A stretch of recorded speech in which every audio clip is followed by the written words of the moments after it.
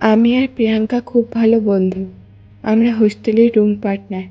দুর্গাপুজোর জন্য কলেজ ছুটি, তাই ব্যাগ গোছাতে গোছাতে প্রিয়াঙ্কাকে বললাম, কী রে প্রিয়াঙ্কা, তুই ওইভাবে বসে আছিস, বাড়ি যাবি না নাকি? ব্যাগ গোছাচ্ছিস না? প্রিয়াঙ্কা একটু দুঃখী হয়ে বলল, আমার আবার বাড়ি? তুই তো জানিস আমার সৎ মা আর সৎ দাদা আছে। ওরা আমার ওপর খুব অত্যাচার করে আর বাবার কাছে দেখায় যে ওরা খুব ভালো, আমাকে খুব ভালোবাসে। আর আমি খুব খারাপ। বাবা ওদেরই কথা শোনে, তাই আর বাড়ি যেতে ইচ্ছা করে না রে।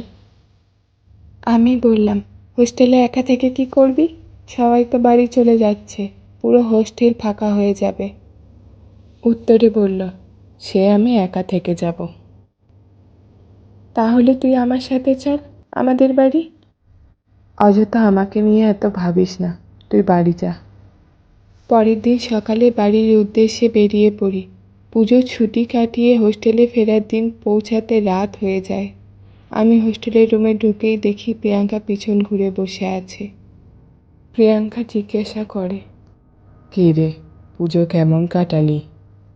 বেশ ভালোই, কিন্তু তোর গলার আওয়াজটা ভারী ভারী লাগছে কেন? ও কিছু না, একটু ঠান্ডা লেগেছে, তাই অমনি মনে হচ্ছে। তারপর কেউ যেন একজন হোস্টেলের দরজায় কড়া নাড়ল। খুলে দেখি হোস্টেলের ম্যাডাম নিচে খেতে যাওয়ার জন্য ডাকতে এসেছে। আমি প্রিয়াঙ্কাকে বললাম, চল খেয়ে আসি।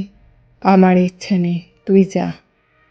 ভাবলাম শরীর খারাপ, তাই হয়তো খেতে যেতে ইচ্ছা করছে না। তারপর আমি নিচে ডাইনিং হলে যাই। সেখানে কিছু বান্ধবীদের কথোপকথন শুনলাম। প্রিয়াঙ্কা খুব ভালো মেয়ে ছিল, কিন্তু কেন যে আত্মহত্যা করে নিল কিছু বোঝা গেল না। তারপর আমি তাদেরকে বললাম, কি বলছিস তোরা? ও আত্মহত্যা করতে যাবে কেন? ও তো উপরে বসে আছে। সবাই আমার দিকে অবাক হয়ে তাকিয়ে বলল, কি যা তা বলছিস? 3-5 হলেও মারা গেছে। প্রিয়াঙ্কা যদি মারা গেছে তাহলে আমার রুমে যে বসে আছে সে কে? আর কিভাবেই বা মৃত্যু ঘটলো প্রিয়াঙ্কার? আমি খাবার না খেয়ে তাড়াতাড়ি করে ওপরে গিয়ে দেখি সেখানে আর প্রিয়াঙ্কা নেই। আমি বিশ্বাস করতে পারছিলাম না যে ও সত্যি আত্মহত্যা করেছে। প্রিয়াঙ্কার মৃত্যু স্বাভাবিক নয়, আসল রহস্যটা আমাকে জানতেই হবে। পরের দিন সন্ধ্যাবেলায় আমি পড়ার টেবিলে বসে বসে প্রিয়াঙ্কার কথাই ভাবছি। ঠিক তখনই কেউ যেন বিছানার পাশে বসে বসে কাঁদছে। সামনে গিয়ে দেখি প্রিয়াঙ্কা। ও আমাকে বলল, আমি আত্মহত্যা করিনি রে, আমাকে খুন করা হয়েছে। আর এমনভাবে সাজানো হয়েছে সবাই যেন ভাবে আমি আত্মহত্যা করেছি। তবে আমার মৃত্যুর জন্য শুধু মা দাদা দায়ী নয়, আরও জড়িয়ে আছে। আমি সবাইকে একে একে মেরে ফেলব। এ কথা বলে অদৃশ্য হয়ে যায়।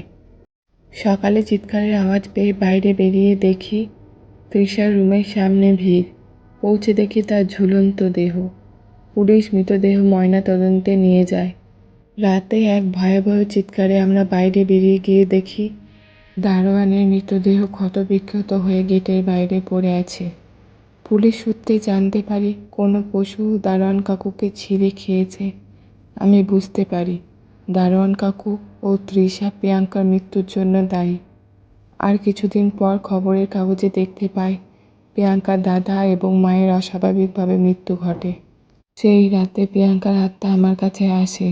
আমি প্রিয়াঙ্কাকে জিজ্ঞাসা করি, তোর দাদা আর মা তোর মৃত্যুর জন্য দায়ী, এটা বুঝলাম, কিন্তু তৃষা দারোয়ান কাকু তোর মৃত্যুর জন্য কিভাবে দায়ী? উত্তরে বলল, সবাই যখন পুজোর ছুটিতে বাড়ি গিয়েছিল তৃষা তখনও হোস্টেলেই ছিল। তৃষা আমার দাদার গার্লফ্রেন্ড। সেই রাতে তৃষার কাছে আমার মা আর দাদা আসে। সবাই মিলে আমাকে একটা বদমাশ লোকের কাছে বিক্রি করে দেওয়ার চেষ্টা করছিল।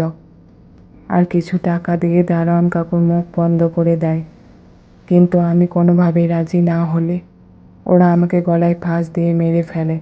পরে এমনভাবে দেখায় যেন আমি আত্মহত্যা করেছি, তাই আমি সবাইকে মেরে ফেলেছি। এবার আমার আত্মার শান্তি হলো। বিদায় বন্ধু। এই বলে অদৃশ্য হয়ে গেল।